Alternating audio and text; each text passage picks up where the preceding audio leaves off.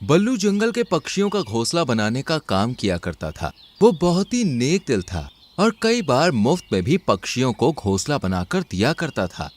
बल्लू जी, मेरी कल ही मीनू मौसी से बात हुई है। मौसम के जानकर पक्षियों ने कहा है कि इस बार बहुत ही तेज बारिश होने वाली है, इसलिए दूसरों का घोंसला बनाते बनाते कहीं अपने घोंसले की मरम्मत करना ना भूल जाइएगा। तुम भी न रानू, खामखा चिंता करती हो।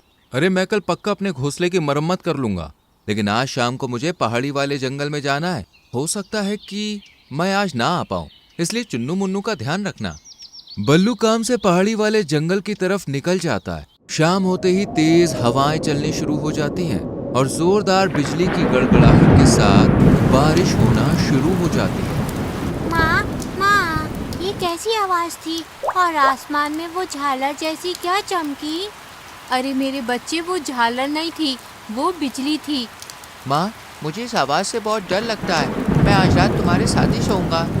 हाँ, तुम दोनों मेरे साथ ही सोना। वैसे भी बल्लू जी आज है नहीं।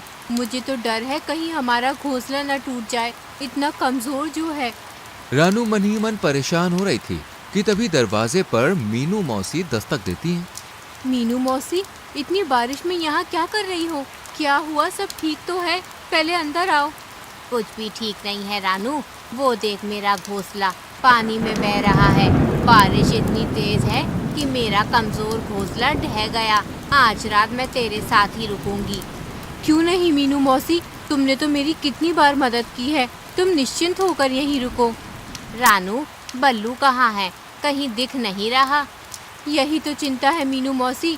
बल्लू जी पहाड़ी वाले जंगल में काम से गए हैं, पर मुझे डर है इस बारिश में वो कैसे होंगे। ऊपर से हमारा घोंसला भी बहुत कच्चा है। तुम्हारा घोंसला तो फिर भी मजबूत था, जब वो ढह गया तो हमारे इस घोंसले का क्या ही होगा। रानू और मीनू दोनों बातें कर ही रही थीं कि तभी रानू के घोंसले की आधी छत गिर जाती है और बारिश का पानी घोंसले में आने लगता है। जिसका डर था वही हुआ। मीनू मौसी, चुन्नू को लेकर बाहर निकलो, मैं मुन्नू को लेकर आती हूँ।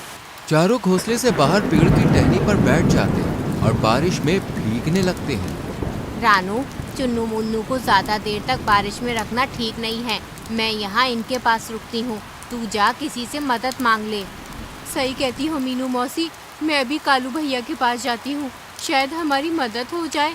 कालू भैया, हो कालू भैया, दरवाजा खोलो तो कालू भैया।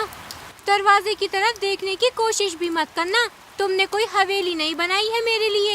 ये टिच्चू सा घर है और मैं इसमें किसी को नहीं आने दूंगी।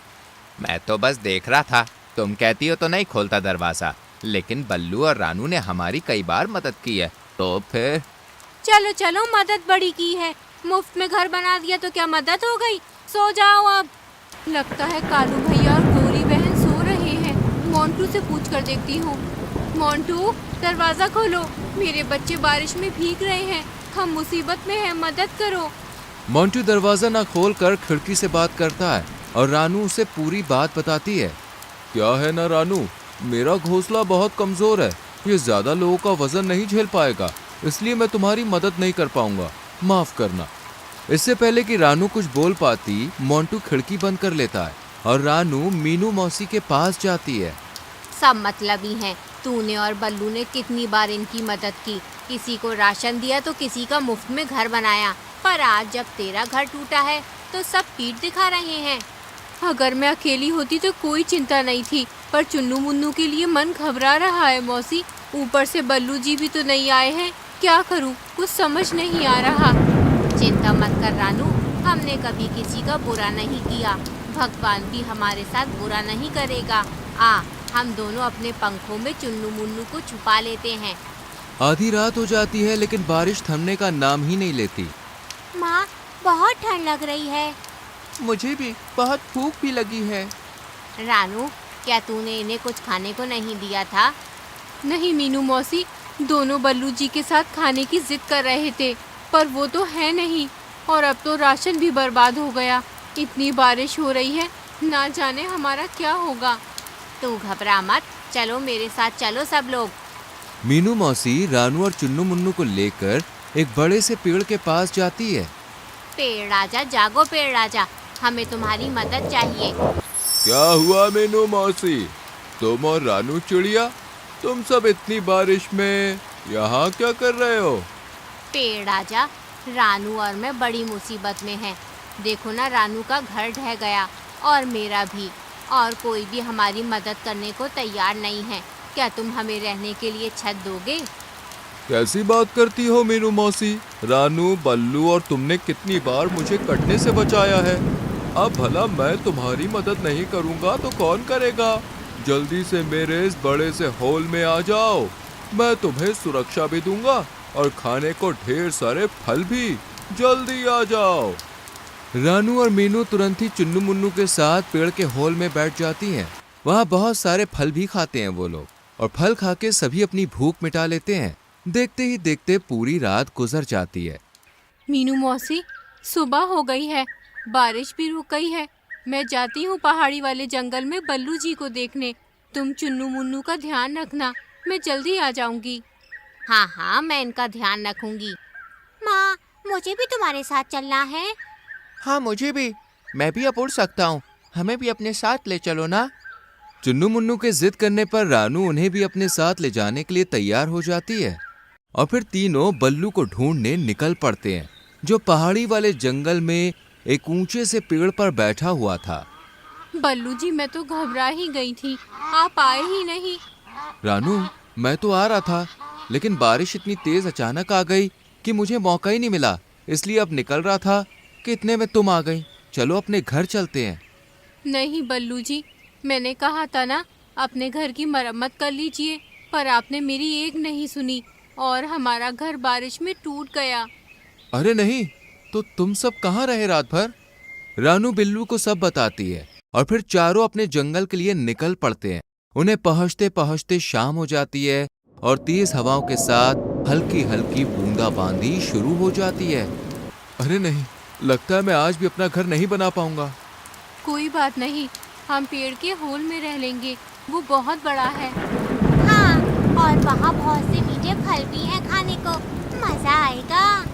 चारों पेड़ के होल में पहुंचते हैं, जहां मीनू मौसी भी बैठी हुई थी। मैं तो डर ही गई थी कि कैसे होंगे तुम सब, पर अब जान में जान आई। तुम लोग ठीक हो? चलो ये फल खा लो, पेड़ ने दिए हैं, बहुत स्वादिष्ट है। देखते ही देखते बारिश शुरू हो जाती है। रानू और बाकी सब सो जाते हैं, पर तभी किसी के चिल्लाने की आवाज आती है। बचाओ, कोई तो बचाओ, मेरा राशन, मेरा घर, कोई तो मदद करो रे। अरे भगवान, गौरी गौरी, मेरा हाथ पकड़ो। मीनू मौसी, ये आवाज कैसी? लगता है जैसे गोरी और कालू की है, शायद कुछ हुआ है। चलो चलकर देखते हैं। हाय भैया, कोई बचा लो रे, बचा लो। अरे नहीं, गोरी तो डूब रही है। मैं अभी उसे बचा कर लाती हूँ। रानू तुरंत ही नीचे की तरफ जाती है और गौरी को बचा लेती है, पर जंगल का माहौल देखकर वो हैरान रह जाती है। चारों तरफ पानी ही पानी था। सभी पक्षियों के घर पानी में तितर बितर हो गए थे। रानू, गौरी को मत छोड़ना, उसे तैरना नहीं आता, वो मर जाएगी। हाँ हाँ कालू भैया, मैंने पकड़ लिया है। कोई मेरी मदद करो, मैं अपने ही घर में फंस गया हूँ, कोई मदद करो। रानू गौरी को लेकर पेड़ के पास पहुँचती है। इतने में उसे मोंटू की आवाज सुनाई देती है। मीनू मौसी, ये मोंटू की आवाज कहाँ से आ रही है? ऐसा लगता है वो जो पानी में घर बह रहा है ना, उसमें से आ रही है। हाँ, ये तो मोंटू का ही घर है। देखो ऊपर मोर पंख भी है, लगता है मोंटू की जान खतरे में है। मैं अभी उसे बचा कर लाती हूँ। मैं भी आती हूँ। और मैं भी। कोई तो मुझे बाहर निकालो, ये दरवाजा जम गया है, पानी भी अंदर भर रहा है। बचाओ, कोई तो बचाओ। तुम चिंता मत करो मोंटू भैया, हम आ गए हैं। तीनों मोंटू को जैसे तैसे घर से बाहर निकालते हैं, और बाकी जंगल वासियों को भी सही सलामत पेड़ के होल में ले जाते हैं। रानू की दिलेरी देखकर सभी पक्षियों के सर शर्म से झुक जाते हैं। रानू बहन, मैंने तुम्हारे बुरे वक्त में तुम्हारी मदद नहीं की। तुम रात भर अपने बच्चों के साथ मदद को भटकती रही, लेकिन मुझे फिर भी तरस नहीं आया, और तुमने एक बार भी अपने बारे में नहीं सोचा और मेरी मदद करने दौड़ पड़ी। मुझे माफ कर दो। मुझे भी माफ कर दो रानू और मीनू मौसी, मैं भी उतना ही गुनहगार हूँ जितनी की गौरी। इसने मना किया और मैं मान गया। मुझे तो तुम्हारी मदद करनी चाहिए थी। मैंने भी तुम्हें यूं ही छोड़ दिया, ये जानते हुए कि बल्लू भैया घर पर नहीं है। मैंने तुम्हारी मदद नहीं की, मुझे भी माफ कर दो। कोई बात नहीं, आप सबको अपनी गलती का एहसास है, हमारे लिए यही काफ़ी है। और वैसे भी गलती का एहसास होना सबसे बड़ा पश्चाताप होता है। मैंने आप सभी को माफ़ किया। रानू ने माफ़ कर दिया मतलब मैंने भी माफ़ कर दिया। लेकिन याद रखना, हम सब एक दूसरे के सुख दुख के साथी हैं, इसलिए ऐसा दोबारा ना करना। तो देखा दोस्तों, रानू और मीनू को उनकी अच्छाई का फल आखिरकार मिल ही गया। इसलिए कहते हैं कि कभी किसी को मुसीबत में पीठ नहीं दिखानी चाहिए, क्योंकि परेशानी कब आपके दरवाजे पर आ जाए कहा नहीं जा सकता। इसलिए सबकी मदद करनी चाहिए। क्या पता आपकी अच्छाई का फल किस रूप में मिल जाए।